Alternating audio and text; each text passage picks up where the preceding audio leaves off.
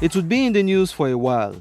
The case of former bank executive Mr. Olubiyi Odunaro, who was on hunger strike for 15 days. Being a member of the association, ex-staff of non-consolidated banks, he has received the support of about 14,000 comrades who have joined in the struggle for their terminal benefits after being thrown out of the jobs by the banking reforms 7 years ago. They recall how they have tried to get the government's attention before Mr. Olubiyi went on hunger strike. The central bank that came up with this idea, when we approached them, they sent us to NDIC, Nigeria Depositors Insurance Corporation. We got to the place. NDIC said the powers that constituted them did not make provision for terminal benefits of banks that died by government actions. So they sent us back to CBN. We have found ourselves being tossed up and down from CBN to NDIC, NDIC to CBN. At some point in 2010, we were able to get the Ministry of Labour to convene a meeting in Abuja, September 2010. We went for a meeting in Abuja. We were there, the lawyers were there with us. NDIC was there, Central Bank was represented, and the Ministry of Labour was in the meeting. In a meeting that ended so amicably, we were told to write to the President of the Federal Republic of Nigeria through Central Bank and these other organs to please direct that our terminal benefits be paid. We did that within 1 week of that meeting. And up until now, we've not had any response. I wrote a letter to the President of the Federal Republic of Nigeria, to inform in advance that, look, we want you to attend to this issue.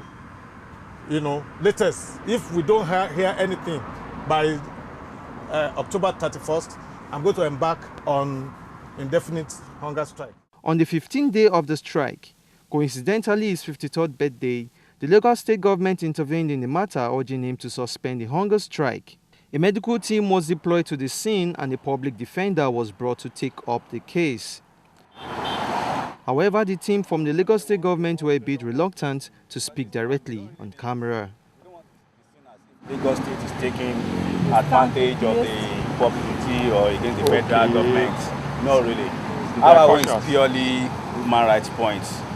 The commitment of the Attorney General of Lagos State through the citizens' rights is that all the legal services that they are going to need for them to get their entitlements, we are going to provide the free legal services to them. An independent team from the Public Complaints Commission and the presidential spokesman have also waded into the case, demanding for a formal copy of the petition assuring members of the association that the matter falls within their mandate.